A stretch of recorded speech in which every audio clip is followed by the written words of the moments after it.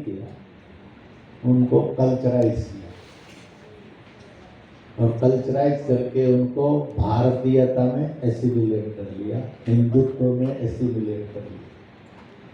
इसलिए दुनिया के अंदर इतिहास के पृष्ठों में हूण जाति मिलती है, उसके बर्बर अत्याचार भी मिलते हैं। और आज विश्व के 803 करोड़ लोगों में हूण नाम से कोई एक भी व्यक्ति नहीं।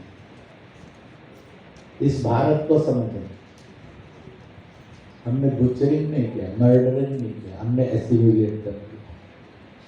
और वह रक्ष जाति भी सदा के लिए मानवीय है। उसी के 50-100 वर्ष बाद एक दूसरी जाति उभरी थी, शक। वह भी इमोरल है, इनह्यूमन, उसने भी अत्याचार, उस समय भारत में भी वो कतराई, बाकी जगह विनाश करते करते वो भारत की तरफ बढ़े। उस समय दक्षिण में एक राजा थे शालिवाहन, उन्होंने उनको पराजित किया। ही फॉलोड द विक्रमादित्य, इसलिए उन सबको भी एसिमिलेट कर दिया। दुनिया में लाखों लाख में 2 जातियां थी, बर्बर थी, उनको भारतीयता न एसिमिलेट करके विश्व को दानवीय शक्तियों से रक्षित करने का इतिहास रहता है। इसलिए उन्होंने अपने विजयश्री को भी इसी वर्ष प्रतिपदा से मनाया। इसलिए विक्रमी संवत और सत संवत भी इसी के परिचायक हैं।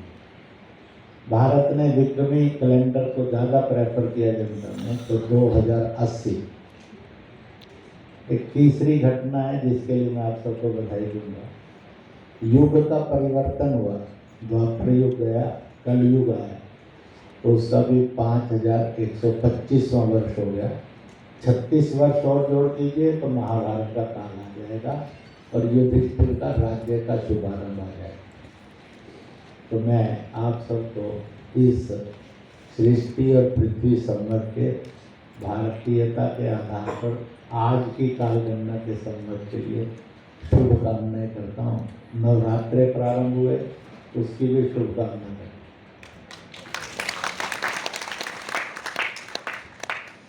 ईश्वरीय रचना का कमाल देखिए, समझने की जरूरत है। आज ही पहला रमजान शुरू हुआ, रोजे शुरू होंगे। रोजे का मतलब है शरीर, मन, बुद्धि, आत्मा की चर्चा करो ना करो, रूह की, पर कभी कभी होती है सूफियों में। इसका अर्थ है इसको जो विकार है, झूठ बोलता हूँ, अपराध करता हूँ। रोजे का मतलब केवल शरीर की शुद्धि नहीं है, मन और बुद्धि को भी शुद्ध करना और जो गलत काम है उनसे अपने आप को मुक्त करना, इसके लिए रोजा रखना।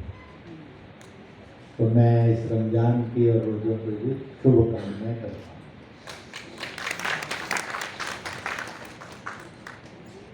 आज हम जिस विषय के लिए आए हैं बहुत खूबसूरत विषय है। पूरे विश्व में कोई देश ऐसा नहीं है जो जातियों के ऊपर, धर्मों, मजहबों के ऊपर, भाषाओं के ऊपर, भूगोल के ऊपर कोई संविधान की रचना करता है। Every nation in the world is committed with that. We are a one nation, so we are a one people, so we should have a one life. कोई ऐसा देश नहीं है दुनिया में जो मल्टी लॉ से गवर्न होता। सारी दुनिया के देश एक लॉ से गवर्न होते हैं, उनके अपने अपने कायदे का।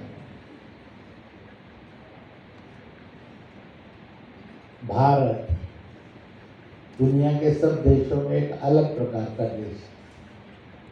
ये एक ऐसा देश है जो जितनी भी विश्व में विविधताएं हैं, जातियों की होंगी, भाषाओं की होंगी, परंपराओं की होंगी, मत पंथों की होंगी, भूगोल की होंगी, जलवायु की होंगी, ऐसी सारी विविधताओं को अगर कोई एक देश स्वीकार भी करता है और सम्मान भी करता है, वो दुनिया में भारत है। छोटी सी बात से समझना तो बहुत सरल है। दुनिया के अंदर सोवियत आई, जूडिज्म आया, भारत ने उसको भी स्वीकार कर लिया, उसके ग्रंथ को भी स्वीकार कर लिया, उसकी पूजा पत्ती के लिए टेंपल भी बनवा दिए और लोग आए तो उनको बसा भी दिया। और अगर कोई यहूदी बना तो किसी ने हाहाकार नहीं। 2023 वर्ष पूर्व ईसाइयत आई, उसका बाइबल आया, चर्च, क्रिश्चियन, गिरजा, हमने उनको भी स्वीकार कर लिया, करोड़ों लोग उसमें चले। इस्लाम आया तो हमने कुरान शरीफ, मस्जिद और मकतब भी स्वीकार कर लिया, इस्लाम को भी मान। अब अगर इसी श्रेणी में आप दुनिया में जाएंगे तो दुनिया में 108-10 ईसाई देश, क्या उन्होंने श्री गुरु ग्रंथ साहिब स्वीकारा, गीता स्वीकारी, कुरान शरीफ स्वीकारा? नहीं। दुनिया में 56 से अधिक मुस्लिम देश हैं, क्या उन्होंने बाइबल स्वीकारी, तौरेत स्वीकारा? क्या उन्होंने श्री गुरु ग्रंथ साहिब स्वीकारा? क्या उन्होंने गीता स्वीकारी? तो नहीं स्वीकारी।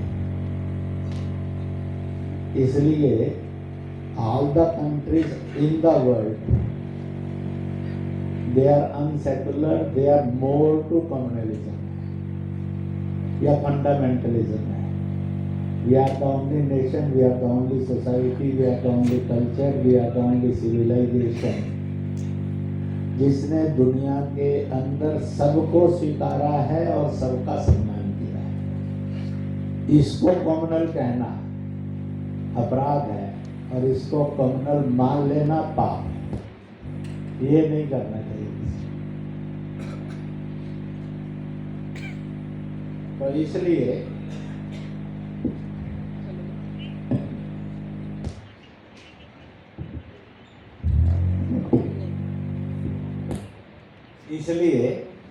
इस बात को समझना चाहिए भारत क्या है और भारत को ठीक से समझाना भी है। भारत क्या है और भारत को ठीक से समझाना, ये तब समझ पाएंगे जब हमने समझा। हमने नहीं समझा होगा तो समझाएगा कौन भारत? इसलिए हमने समझना और हमारा ये कर्तव्य बनता है कि हम विश्व को इसको समझाएं। क्यों?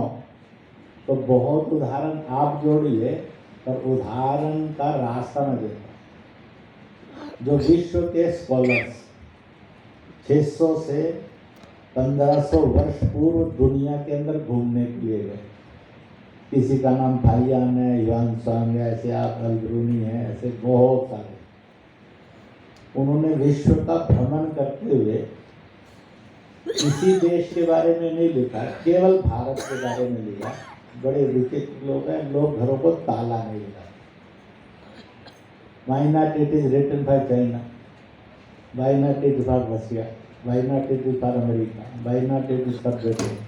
Why not it is for African countries? Why not for the Middle East countries? Bharat के लिए लिखा क्योंकि ये एक सत्य का साक्षात्कार उन्होंने किया था कि भारत ऐसा है। तो भारत ऐसा बना रहे, इसकी ड्यूटी किसकी? हमारी। तो इसलिए उन्होंने ही कहा कि जब पैर और हाथ धुलवाते थे भोजन में तो पानी था, पर जब भोजन करते थे तो पानी नदारद हो जाता था, क्योंकि अतिथि का सम्मान तरह तरह की शरबत रूपी चीजों से किया जाता था। गरीब की मात्रा कम होगी, अमीर की मात्रा ज्यादा होगी। और वो अनजान है तो भी उसको जानकर मानकर, अतिथि को देवता मानकर स्वागत किया जाता था। मालूम नहीं, ना भाषा आती थी उसका, ना वेशभूषा मालूम थी, ना उसकी परंपराएं मालूम थी, ना कोई था। आगे आया मेहमान का, तो belief on man to man, उसकी सुपरमेसी, इतने विश्वास था, कोई दुनिया में समाज नहीं था। इतने बड़े विश्वास का समाज का प्रतिपादन उन सब स्कॉलर्स ने किया है।